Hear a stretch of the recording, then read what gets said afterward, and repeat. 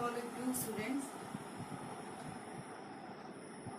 After completing our last topic, that is molecular basis of inheritance, now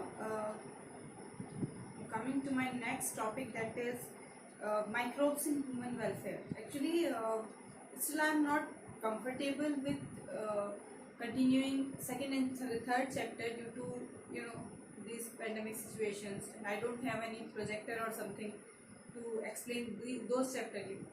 So till then we will continue the rest of the chapter, in which we don't need any kind of these helps or any kind of technologies.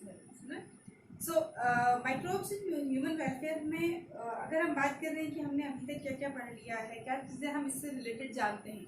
सी हम में से हर किसी को पता है, मैंने जब भी हमने माइक्रोब्स की बात करी, हमने बोला कि microbes means bacteria, fungi, yeast, ये सारी चीज़ें हमने ऐसे बोल दिया आपके सामने।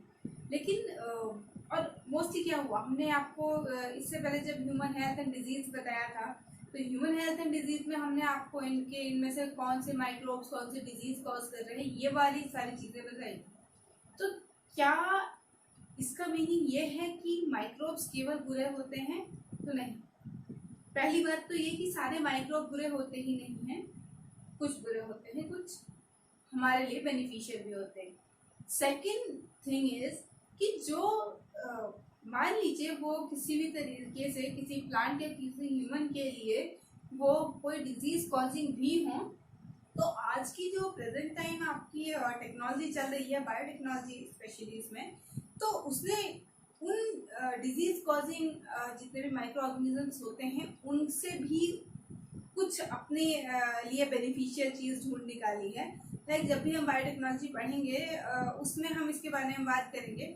हम वहाँ पर एक वेक्टर वर्ड यूज़ करते हैं, तो वो जो वेक्टर बनाया जाता है, मोस्टली जो वेक्टर यूज़ किया जाता है वो एक प्लाज्मिक डीएनए होता है। प्लाज्मिक डीएनए का मीनिंग ये होता है कि जो भी आपकी बहुत तेज़ी से किसी प्लांट, मोस्टली जो लिया जाता है, जैसे फॉर एग्जाम्पल एक डिजीज़ का नाम आता है, प्लांट्स में होती है क्राउन गॉल डिजीज़, उसे कॉज करने वाला होता है एक पैथोजन जो है, उसका नाम होता है एग्रोबैक्टीरियम ट्यूमिफेशियंस। अब देखिए, अगर हम नॉर्मली देखें, हम कहेंगे कि ये तो मेज में क्राउन गॉल डिजीज कॉज कर रहा है, इसलिए ये एक खराब पैथोजन है, राइट। लेकिन अगर हम देखें तो आज के टाइम पे बायोटेक्नोलॉजी में जो सबसे ज्यादा किसी भी हम जो भी जेनेटिक इंजीनियरिंग से रिलेटेड वर्क करते हैं, उसमें जो प्लाज्मिड सबसे ज्यादा यूज होता है टीआई प्लाज्मिड, वो टीआई प्लाज्मिड इसी एग्रोबैक्टीरियम ट्यूमिफेशियंस से ही हमें मिल रहा होता है। सो या तो पैथोजन अगर खराब भी हैं, हमने उनमें से भी कोई ना कोई उनकी अच्छी क्वालिटी ले ली है, और अगर वो अच्छे हैं तो बहुत अच्छी बात है, राइट। अब अगर हम पैथोजन मतलब हम सबसे पहले माइक्रोब्स के ऊपर बात कर लेते हैं। जितनी हमने आज से पहले तक चाहे वो 11th में हो या फिर 12th में, अभी तक में जो भी हमने माइक्रोब्स के बारे में पढ़ा है, सबसे पहली चीज़ तो ये है कि अगर मैं बैक्टीरिया की बात करूँ तो बैक्टीरिया में हमने आपको सबसे पहली चीज़ तो बताई थी, या तो रॉड शेप होते हैं या वो आपको स्फेरिकल शेप मिल रहे हैं।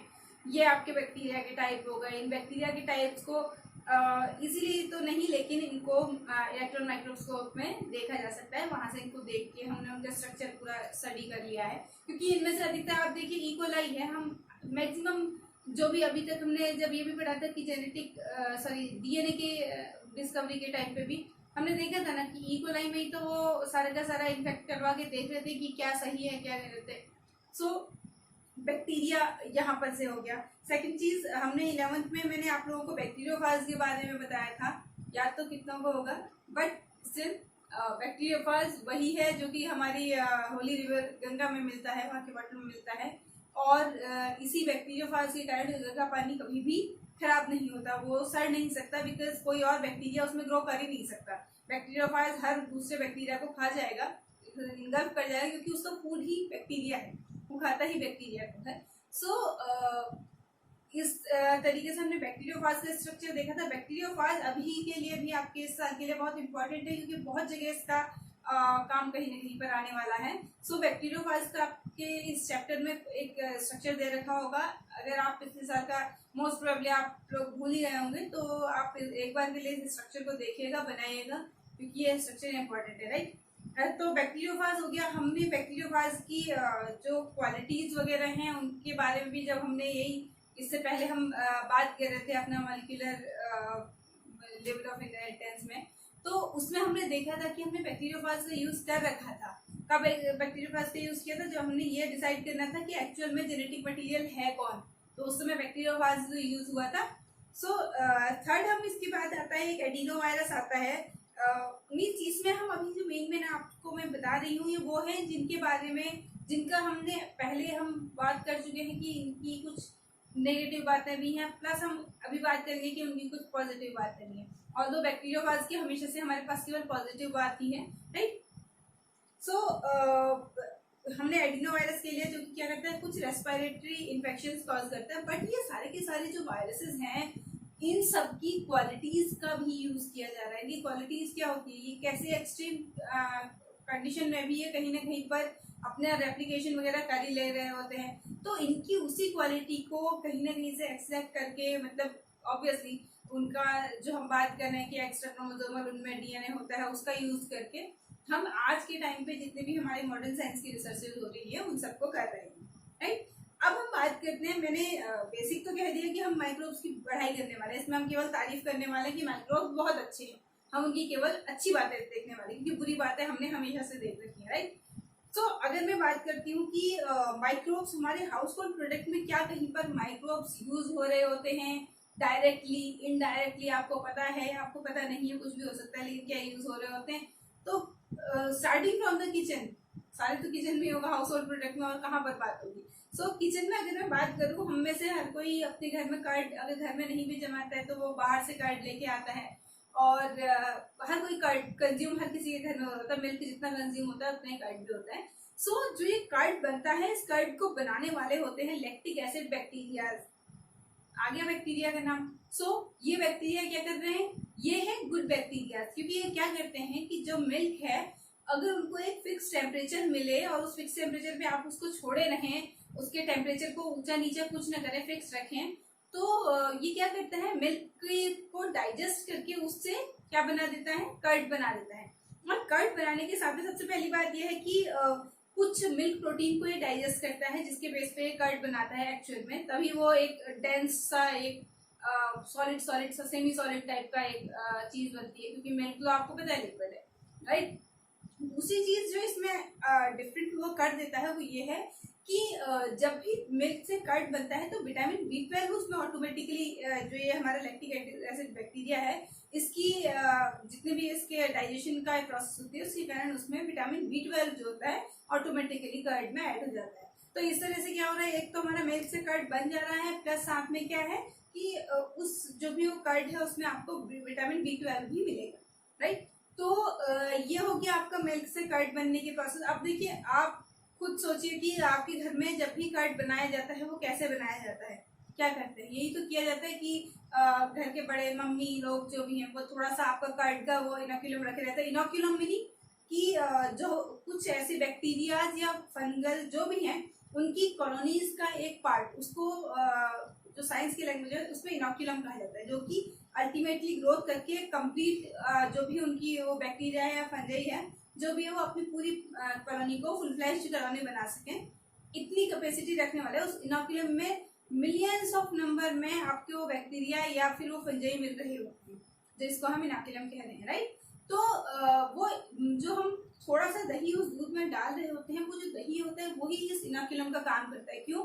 क्योंकि जो कर्ड वो दही बना है वो क्या है उसमें, यानी कि वो सारे लैक्टिक एसिड बैक्टीरिया बहुत लार्ज नंबर में प्रेजेंट हैं, राइट। तो हमने उसी में से एक स्मॉल पोर्शन लिया और नए दूध में डाल दिया। अब दूसरी चीज आती है कि अगर क्या दूध में बिल्कुल दही न डाले तो वो कभी नहीं जमेगा, जी नहीं, वो जम जाएगा, तब भी जमेगा। क्यों? क्योंकि दूध में ऑटोमेटिकली खुद से भी लैक्टिक एसिड बैक्टीरिया होते हैं, लेकिन वो बहुत ही कम क्वांटिटी में होते हैं। मोरोवर क्या होता है कि हम उसे गर्म ठंडा करते हैं, उसके कारण उनमें से काफी जो होते हैं वो किल हो चुके होते हैं।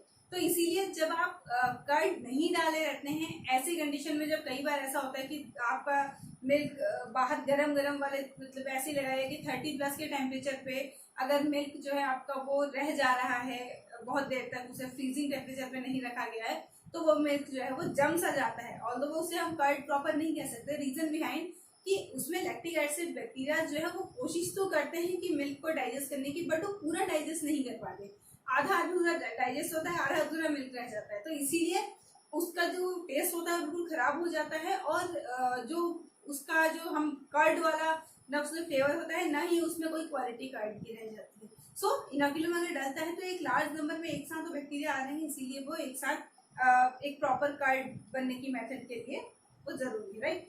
अब हम नेक्स्ट बात करते हैं, ये तो हमने कह दिया कि कर्ड बनने के लिए जरूरी है, इसके बाद क्या किसी और चीज के लिए भी जरूरी होता है क्या, कहीं पर और देख रखा है? हाँ, अगर आप डो की बात करें, आप में से बहुत लोग साउथ इंडियन चीजें खाते होंगे, लाइक डोसा एंड इडली, ये सारी चीजें, तो इसमें कभी भी नोटिस किया है कि ये पोरस होते हैं, और ये बहुत, या तो ये पोरस होते हैं, अगर हम किसी जितने भी अगर मैं फर्मेंटेड प्रोडक्ट की अगर मैं आपसे बात करूं, या उन्हें बहुत पोर वाला स्ट्रक्चर आपको दिखेगा, या वो बहुत ज्यादा फूल जाते हैं, जब एक फूला हुआ स्ट्रक्चर दिखता है आपको, ये सारी चीजें होती हैं, ये भी अगेन आपके जो ये कुछ गुड बैक्टीरियाज होते हैं उनके कारण ही हो रही होती है। इसमें करा ये जाता है कि अगर मैं बेकरी प्रोडक्ट की बात करूं, लाइक ब्रेड, बन, ये जो भी चीजें आती हैं, अगर आप ये चीजें खाते हैं, आप देखेंगे इसमें क्या होता है, स्पॉन्जी टाइप हो रहता है, अंदर बहुत पोरस सा स्ट्रक्चर हो रहता है, ब्रेड या बन जिसकी भी हम बात करें उसकी। तो वो क्यों होता है? वो इसलिए होता है क्योंकि एक वर्ड यूज किया जाता है, उसे कहा जाता है बेकर्स यीस्ट। एक्चुअल में ये वर्ड कभी भी क्वेश्चन में, मतलब किसी भी पेपर में आ सकता है कि बेकर्स यीस्ट किसे कहते हैं, राइट। तो बेकर्स यीस्ट कहते हैं सैक्रोमाइसीस सेरिवेसी को, ओके। बेकर्स यीस्ट कह सकते हैं, ब्रूअर्स यीस्ट कह सकते हैं, तो वो कहा जाता है किसे, सैक्रोमाइसीस सेरिवेसी को। वो इसीलिए कहा जाता है क्योंकि जितने भी बेकरी प्रोडक्ट होते हैं उनमें सब में आपका ये सैक्रोमाइसीस सेरिवेसी यूज हो रहा होता है, जिसके थ्रू अल्टीमेटली वो क्या करता है, जिस भी मान लीजिए जो भी डो बन रहा है, मैदे का बन रहा है, मैदे का डो बना है, डो मतलब आटा, जो गूंद के आटा बनता है ना, दैट इज डो। तो अब आटा मतलब व्हीट फ्लोर की बात नहीं हो रही है, मेरा कहने का मीनिंग है कि जो गूंदने के बाद हम उसे पानी डाल के भिगा के उसे जो बना दे रहे हैं ठोस ठोस सा, वो जो होता है उसी को डो कहा जाता है। सो जो भी ऐसे बेकरी प्रोडक्ट बनने होते हैं उनके लिए जो डो तैयार होता है उसमें ये बेकर यीस्ट मिला के इन्हें कुछ घंटों के लिए छोड़ दिया जाता है।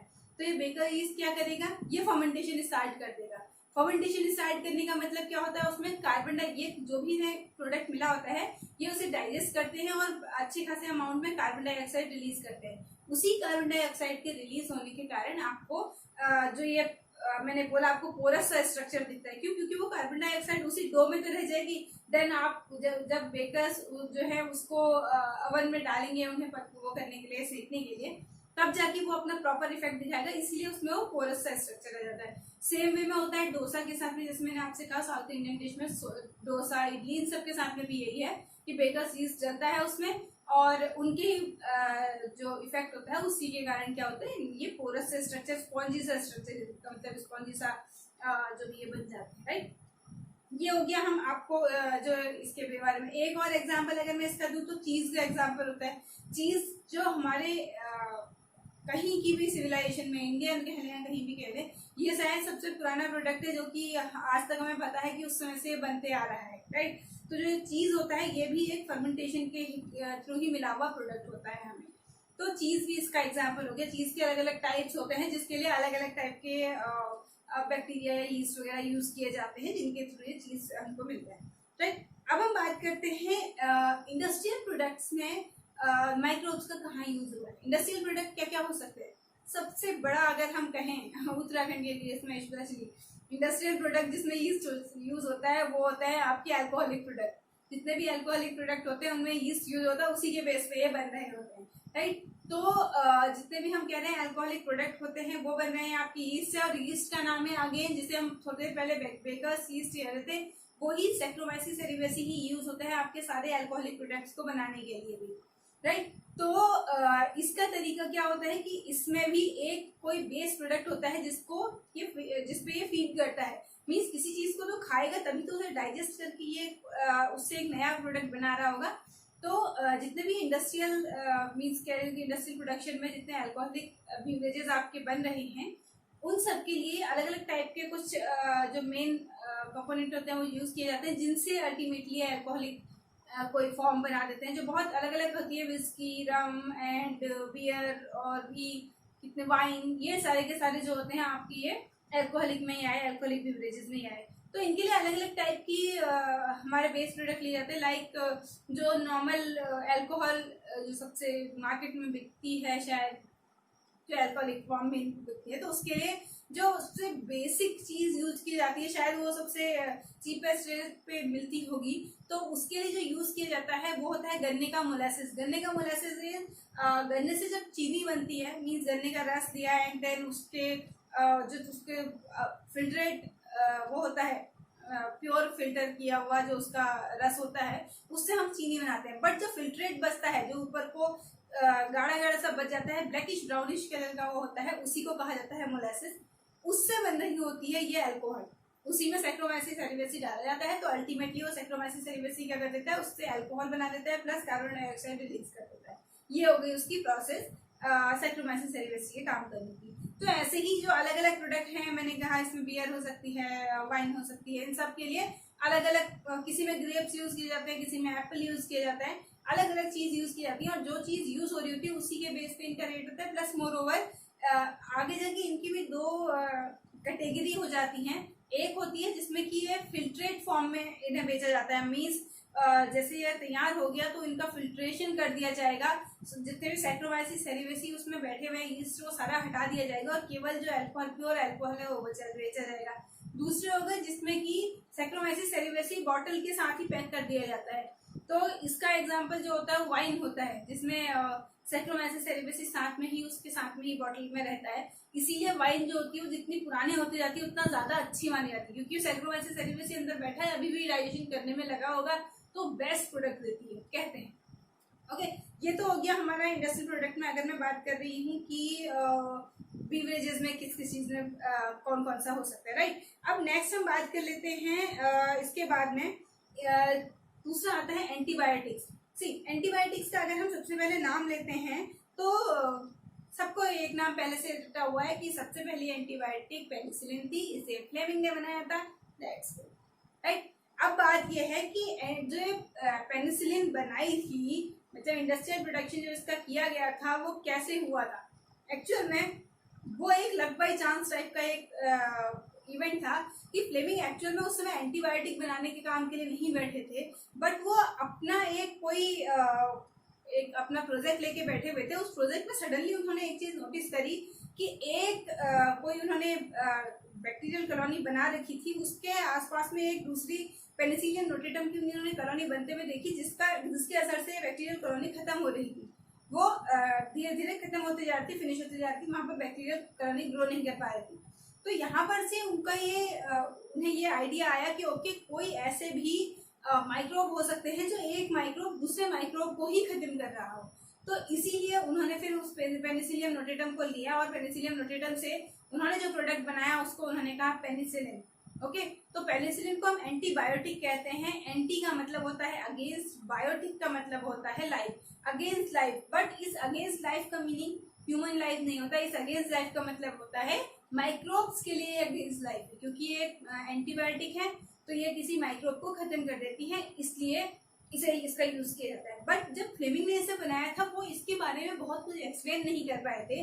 बाद में दो और साइंटिस्ट आए, एक का नाम था चेन, दूसरे थे फ्लोरे। तो उन्होंने इन तीन ने मतलब अल्टीमेटली इन तीन का एक मिला जुला हम कह सकते हैं ये एक कोशिश थी, जिसके थ्रू पेनिसिलिन आज तक भी इतनी ज्यादा मतलब वाइड स्प्रेड यूज होती है। और स्पेशली जो सेकेंड वर्ल्ड वॉर का टाइम था, उस टाइम पे जितने भी अमेरिकन जो सोल्जर्स थे वो घायल होते थे, उनके ट्रीटमेंट के लिए इसी पेनिसिलिन को यूज किया जाता था।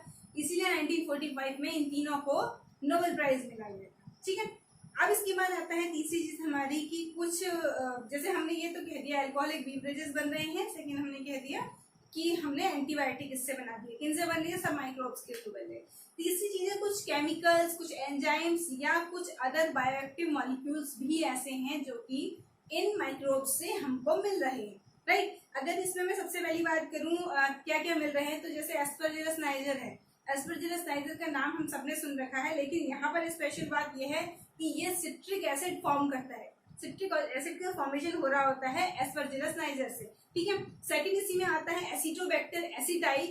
एसिटोबैक्टर एसिटाई जो है वो एसिटिक एसिड फॉर्म करता है, राइट। हमें हमारी नजर में तो वो केवल एक माइक्रोब्स है, बट अल्टीमेटली देखिए वो एक एसिड फॉर्म कर रहा है जो हमारे लिए बहुत यूज के है, ये सारे एसिड्स हमारे बहुत काम के होते हैं, राइट। और ऐसे ही बहुत सी जैसे एक और आता है आपका क्लॉस्ट्रीडियम ब्यूटायरिकम, ये क्या कर रहा होता है, ब्यूटायरिक एसिड फॉर्म कर रहा होता है। तो ये तो होगा हमारे, जैसे हमने कहा कि कुछ केमिकल्स फॉर्म कर रहे हैं। सो सेकंड हम इसमें बात करेंगे कि कुछ एंजाइम्स भी ऐसे प्रोड्यूस हो रहे होते हैं आपके कुछ माइक्रोब से, जिनका हमारा इंडस्ट्रियल लेवल पे बहुत ज्यादा यूज है, राइट। जैसे कि हम एक लाइपेज का कह सकते हैं, लाइपेज का यूज हो रहा होता है आपका डिटर्जेंट्स में। अभी तक आप लोगों ने लाइपेज का नाम सुना है कि वो फैट डिजोल्विंग एंजाइम है, सबको पता है। अब बात, इम्पोर्टेंट बात यह है कि इसी लाइपेज का यूज हम कर रहे हैं इंडस्ट्री में। इंडस्ट्रियल में जो डिटर्जेंट फॉर्मेशन होता है, जो घर में आप लोग डिटर्जेंट यूज करते हैं, इनमें लाइपेज लगा होता है। जो भी बड़े इजीली आपसे कह रहे होते हैं कि हम तेल के दागों को मिटा देंगे, उन सबकी बात ये होती है एक्चुअल में कि उनमें लाइपेज जरूर होगा। वो लाइपेज ही क्या करता है, फैट डिजोल्विंग है, उसकी क्वालिटी उनकी चेंज नहीं होती है, बस हमने उसको काम दूसरा दे दिया। हमने पेट के अंदर के उसके काम के से हटा के उसे काम ये दे दिया है कि वो डिटर्जेंट में जाए और कपड़ों में जो ऑयल के वो पड़ गए हैं, स्टेन्स पड़ गए हैं, उनको साफ कर दे, राइट। ऐसे ही कुछ और भी होते हैं एंजाइम्स जिनका यूज हो रहा है आज के टाइम में, कुछ ऐसे ही इंडस्ट्रियल प्रोडक्ट्स, राइट। अब हम बात कर लेते हैं इसका मेन जो माइक्रोब का यूज है, जिसका कि एक्चुअल में बहुत बड़ा, एक तो ये क्वेश्चन जो है वो बहुत इंपॉर्टेंट है, और मोर ओवर इसका यूज इंडिया के कॉन्टेक्स्ट में बहुत जरूरी भी है। तो वो होता है माइक्रोब सीवेज ट्रीटमेंट में जो यूज हो रहे हैं। सो सीवेज ट्रीटमेंट का मतलब क्या हुआ, सीवेज का मतलब आप सभी समझते होंगे, बट उसका कंप्लीट मीनिंग बता देती हूँ। केवल आपके टॉयलेट से निकलने वाला वेस्ट ही नहीं, बल्कि आपके किचन से, आपके बाथरूम से, हर जगह का जो वेस्ट वाटर होता है, उस सबको कंबाइनली हम कहते हैं सीवेज।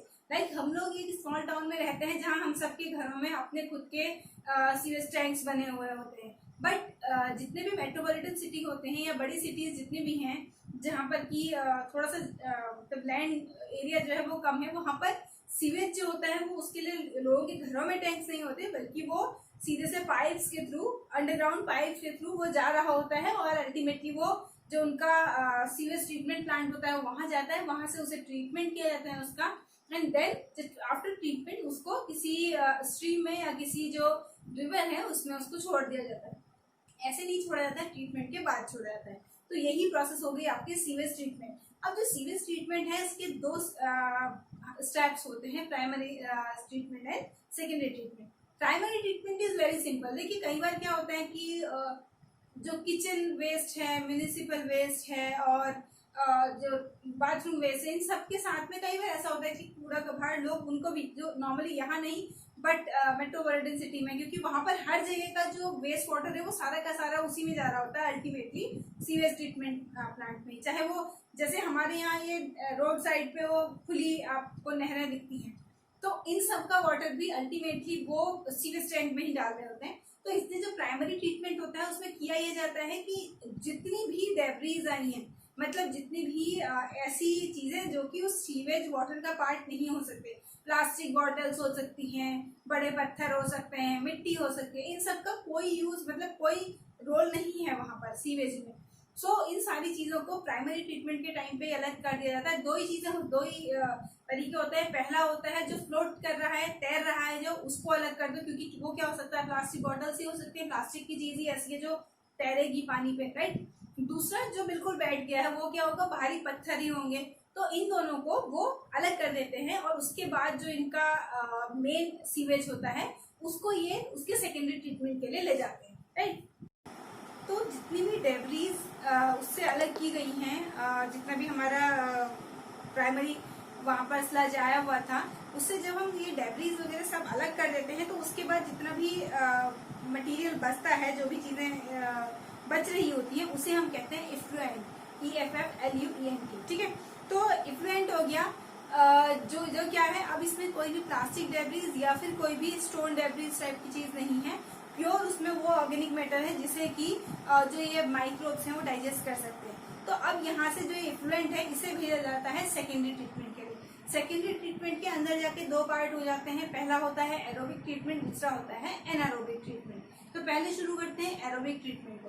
तो एरोबिक ट्रीटमेंट में क्या होता है कि जो ये माइक्रोब्स होते हैं वो क्या करते हैं कि वो धीरे धीरे जो भी इनको स्लज दिया, जो इफ्लुएंट दिया जाता है, उस इफ्लुएंट को ये डाइजेस्ट करना स्टार्ट करते हैं। अब जो वो ट्रीटमेंट प्लांट वालों को ये पता कैसे चलेगा कि कब डाइजेस्ट हो गया या नहीं हो गया, उसका तरीका ये होता है कि एक वर्ड आता है biochemical oxygen demand, that is BOD। तो ऑल्दो इसका मीनिंग अलग अलग कॉन्टेक्स्ट में अलग अलग होता है, बट अगर मैं कह रही हूँ सीवेज ट्रीटमेंट के बिहाफ में, तो यहाँ पर जो बायोकेमिकल ऑक्सीजन डिमांड होता है उसका मीनिंग ये होता है कि पर लीटर, 1 लीटर का जो भी वो हमारा इफ्लुएंट है उसको कंज्यूम करने के लिए जो बैक्टीरियाज हैं उन्हें जितनी ऑक्सीजन की डिमांड रहेगी, उसे कंप्लीटली डाइजेस्ट कर देने के लिए जितनी ऑक्सीजन की डिमांड रहेगी, that is called biochemical oxygen demand. यानी कि मान लीजिए 1 लीटर का जो भी वो इनोकुलम इन्होंने लिया है, 1 लीटर का जो भी इन्होंने इफ्लुएंट लिया है, उसको डाइजेस्ट करने के लिए जब स्टार्टिंग टाइम पे उनके जो BOD है वो मान लीजिए कि 45 है फॉर एन एग्जाम्पल, ठीक है।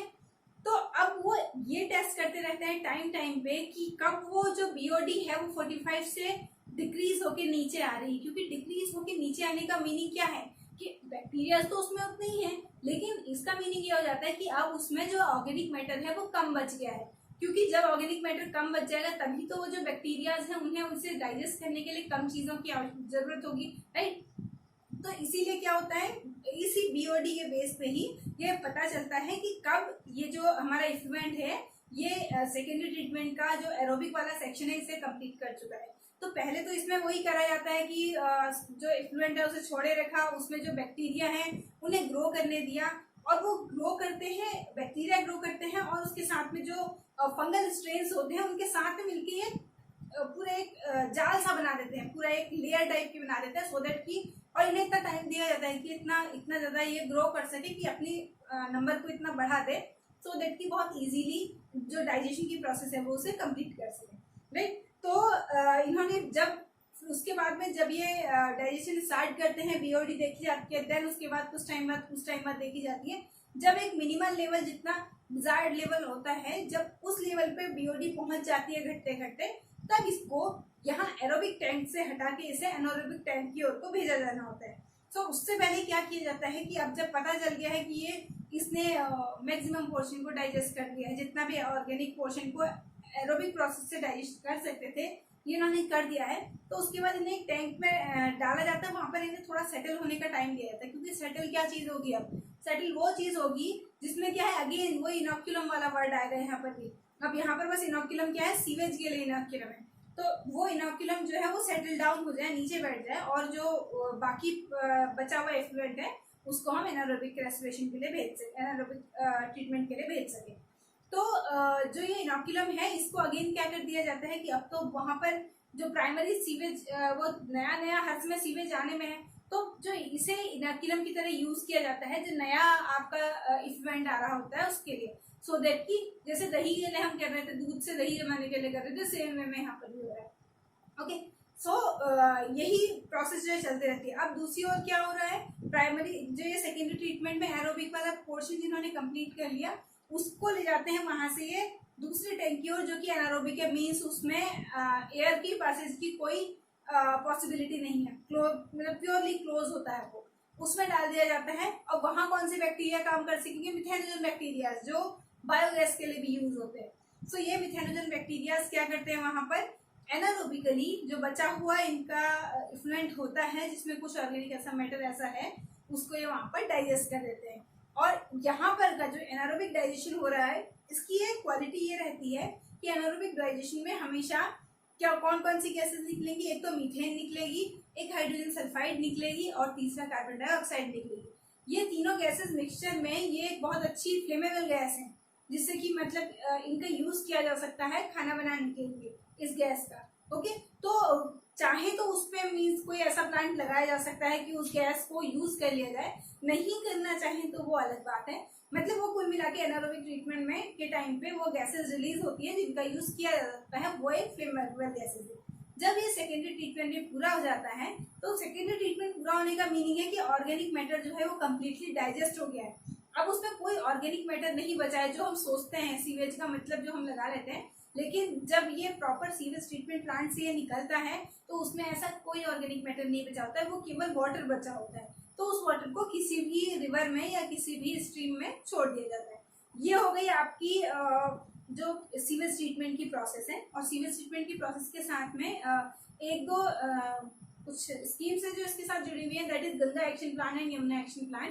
तो ये जो गंगा एक्शन प्लान और यमुना एक्शन प्लान थी, ये आपके इन्हीं सीवेज ट्रीटमेंट को उसमें बहुत ज्यादा फोकस किया गया था, क्योंकि गंगा और यमुना के पानी का गंदा होने का सबसे बड़ा रीजन जो है वो ये सीवेज का अनट्रीटेड वाटर को उसमें डाल देने का ही है, राइट। तो इसीलिए जो गंगा एक्शन प्लान वगैरह थे वो इन्हीं चीजों को ध्यान में रखकर बनाए गए थे। सो आज के लिए हम इतना ही देख रहे हैं। इसका जो नेक्स्ट पोर्शन है दैट इज गोबर गैस, प्लांट बायोगैस प्लांट वगैरह, वो हम अपने नेक्स्ट लेक्चर में देखेंगे। Till then stay home, stay safe and continue reading. Have a good day.